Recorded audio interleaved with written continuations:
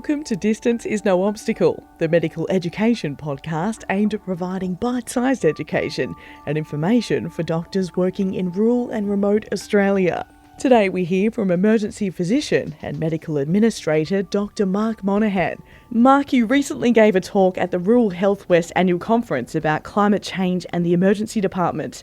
What made you want to address this subject in particular? The first reason is I'm a parent. And that's enough of a reason, I think, in itself. I'm a doctor, and there are huge medical implications, health implications for climate change. And philosophically, I don't really understand where we're at in terms of this. And from an environmental point of view, we're not separate from it. And I think we need to do everything we can as members of our society, an affluent society, to advocate for change. I had a very busy job, and then we took a year off and went and lived in Bali together as a family. And I had plenty of headspace, and I joined the Doctors for Environment Australia at that time. And they contacted me and asked me to co-author a paper for the MJA with Professor Fiona Stanley and Marion Carey, who is a public health doctor in the eastern states. And the data was astonishing around hidden mortality associated with heat. So I became, just incredibly interested with that, and I've continued to talk and write about it since. Do you mind summarising for us what the major health impacts for Australians are and will be as climate change progresses? They're numerous. I mean, again, we're an affluent country and we have resources, and that puts us already in a really advantageous position. One of the things we've got to always remember about climate change is it's the vulnerable people, and not only in our community but globally, that are at greatest risk of this. And we have a responsibility to act as much for them as just for the sake of the environment. We're a hot country. We've got a vulnerable water supply. Our biggest threat is heat. It's a big subject in itself. Are you happy if we come back to that later and talk about that? There are other things too. We know that there are extreme weather events are more likely to occur in the climate change modelling. They have an implication, that will be heat waves obviously, but cyclones, floods, thunderstorms. They have a significant financial and health cost to the community. We've seen that repeatedly over the last few years. They're increasing in frequency and intensity. Thunderstorms are interesting. The link's not completely clear from reading the literature, but with expectation of more extreme weather events and more extreme thunderstorms. We saw, for example, in 2016 on November the 21st in Victoria, the Thunderstorm Asthma event that resulted in 8,500 people presenting to the EDs across that state in one day, which is a burden for an emergency service that's just extraordinary. 8 people died during that episode. There are other things too. There's vector-borne illness. Malaria used to be endemic in Northern Australia up until about the 1960s. We have an increasingly climatically appropriate conditions up there for the parasite to live and for mosquitoes to survive. And that poses the question again about whether that's going to be an issue for us. Dengue fever, which we see in outbreaks in northern Queensland each year at the moment. The concern with modelling is that it will move further south as our temperatures rise. Also with marine envenomation such as Irukandji, we have already seen migration of tropical to subtropical species moving into the subtropical waters, and Irukandji is now, for example, in West Australia, found down in Geraldton, as south as Geraldton. So these are all significant things in themselves. Air quality is a big issue. Fossil fuel burning, production of ozone, ground level ozone, and fine particulate matter are all risks to pulmonary function, to lung cancer, and to patients with chronic obstructive lung disease. Bushfire smoke from associated with the heat waves and extreme heat events. And with all this, there is this enormous financial burden and health system utilisation. When we talk about heat waves, which we'll go on to in a sec, we'll see how significantly it impacts on our health system utilisation with these events. How does heat manifest as a health threat? 2017 was the hottest year on record globally. 2018 was the third hottest.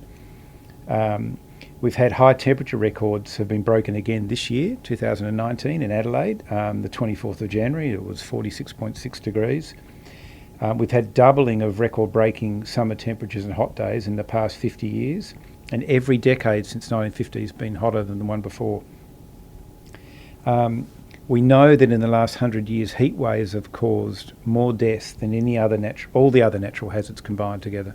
With that also is rainfall, and particularly relevant to Australia. And we know that in southwest WA, for example, rainfall has dropped about 20%, and the rainfall zones have shifted away from inland west about 100 kilometres in some regions. We also know that over the last 100 years, the temperature in the southwest has decreased by about a degree and increased in the northern part of the state. Increased by about a degree and about a degree in the northern part too over the last year.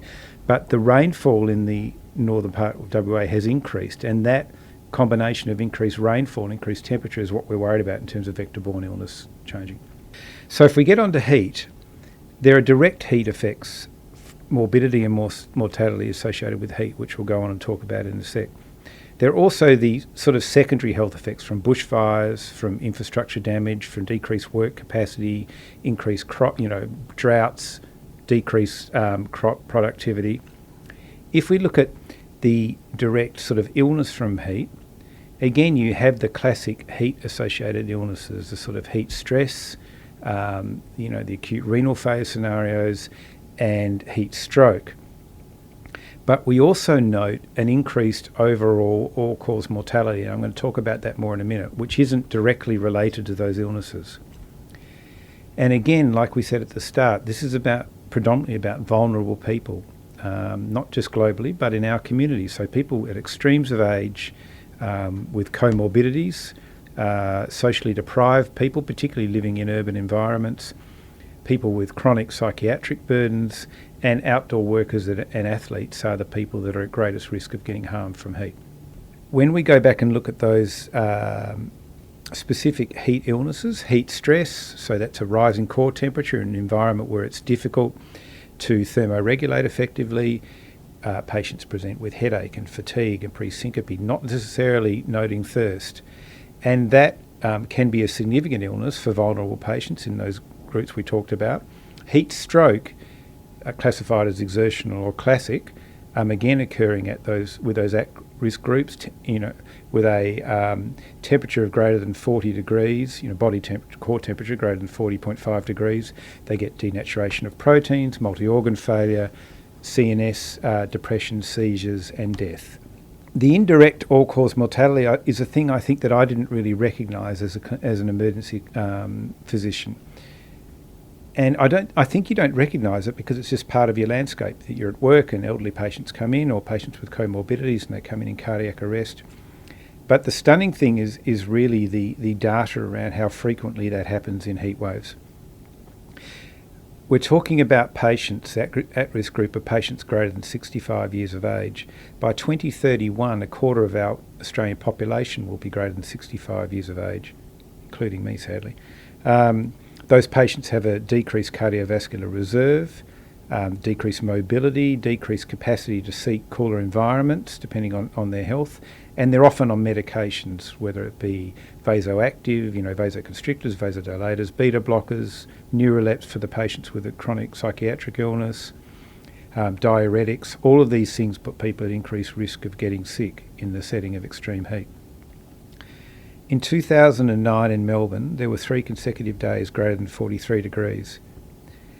374 excess people died compared to normal during that 3 days. The Black Saturday bushfires, 180 deaths occurred, with 414 people injured. It's interesting, isn't it, that we all know about Black Saturday and we know about the deaths and we saw it on television, yet and that was, it's dreadful. The death rate from the heat wave itself was more than double that. And we don't hear about that because it's silent. It's disguised in these patients turning up and having cardiac arrest and ED. In 2014, there were 167 excess deaths between the 14th and 17th of January. 25% increase in emergency ambulance calls, new record for calls to the ambulance service. There was about a 60% increase in both those dates of ED presentations requiring immediate resuscitation. The death rate was increased by about 13 to 24%, and overall you saw about a 25% increase in ED presentations during those periods. So for systems, any of us that have been in emergency departments, particularly the big tertiary ones, know how busy and at or above capacity they already are. We're adding another 25% of activity onto those. This is a huge, issue for our health system's capacity to deal with this, particularly as the expectation that these episodes are going to get more severe and more frequent as climate change increases. So accepting that these effects are occurring and are predicted to be more frequent and intense, what can we do as a community and as health professionals with a problem as huge as this? It's an enormously daunting issue and challenge. The two terms that are used in the setting of climate change are mitigate and adapt, so adaptation. Mitigation, is about doing everything we can to minimise the global temperature rises that are going to occur. And that's really, in the end, down to us as individuals convincing our politicians that this is a meaningful enough issue for us that they need to either act or be voted in on the basis of this. But everything we do, every time we think about this issue and pay attention to it and push this agenda at an individual level, that's a positive thing for us to do. Adaptation is what we have to do as well. We have no choice but to adapt because these death rates are occurring already.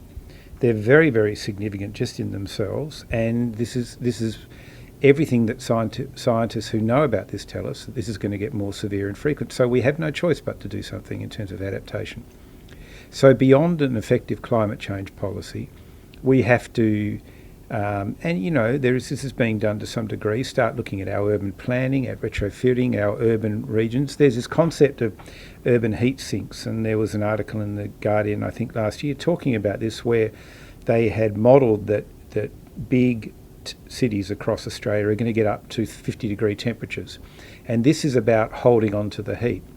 So a massive of thermal mass in these cities, not many trees relative to the concrete.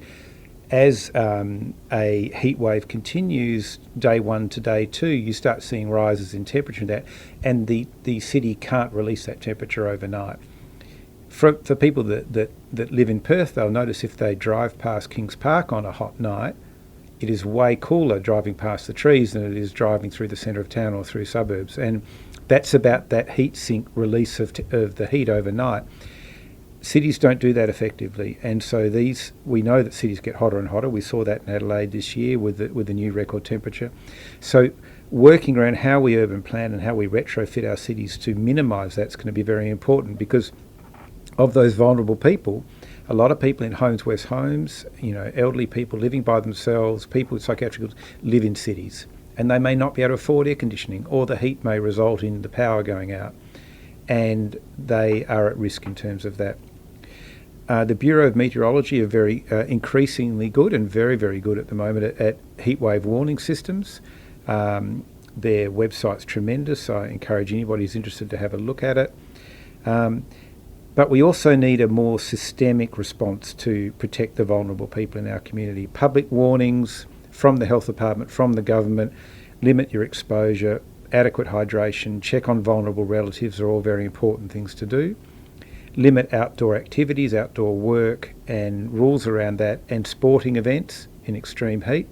Local government community action to do vulnerable welfare checks. There was a really lovely story of an island, I can't remember where it was, somewhere off the UK, where the Postal Service